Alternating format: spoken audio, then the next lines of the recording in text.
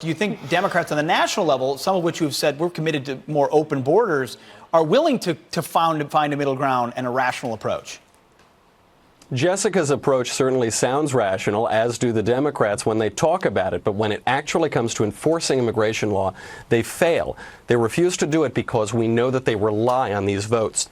Right now in the United States, Donald Trump has identified a simple issue, which is that illegal immigration is illegal. We know that this is a winner with the American people. We know that the majority of Americans, including the majority of Democrats, do not think that giving amnesty to illegal aliens should be a priority for Congress. And yet Democrats rely on these votes as an electoral strategy. We know the Center for American Progress admitted this.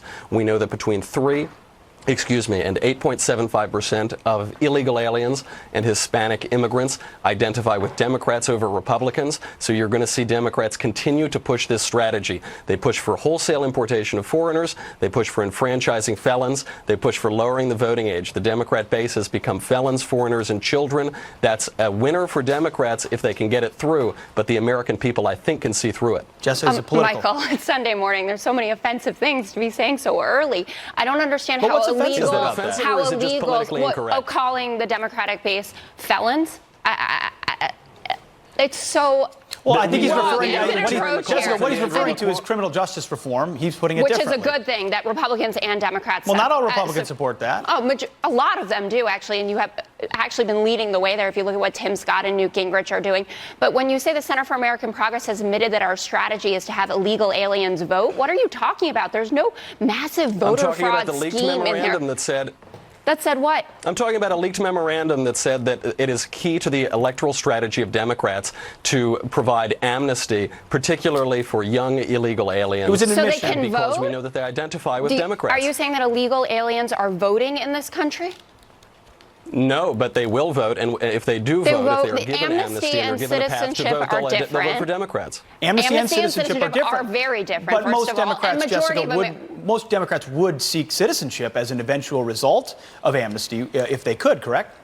I'm sure down the line, but when you look at the programs that are in place, when you're talking about amnesty for asylum seekers that are coming here from Central and South America, I think you guys are completely off base, and you're just trying to scare people about this. This is an honest question. Yeah. This is an honest question. If you're an asylum seeker and you're from a country where you don't want to live and you want to come to America, shouldn't we ask you to go through the proper channels and do it, submit that way and not scale a fence or do so under nefarious ways? I think so. It's an incredibly complicated issue when you consider the fact you should be applying for amnesty in your home country. I've heard 75% or upwards of 75% are denied that.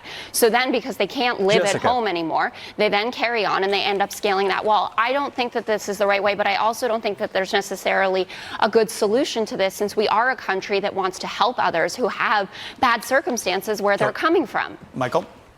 Jessica, this isn't a complicated issue. Illegal immigration is illegal. We have right now record high percentages of the foreign-born population to the U.S. population as a whole. It hasn't been this high since 1890. Every single day we arrest 1,000 people, illegal aliens crossing onto our border, and then we release them into the general population. We know that 60 to 80% of women and girls who cross the border illegally are raped and sexually assaulted.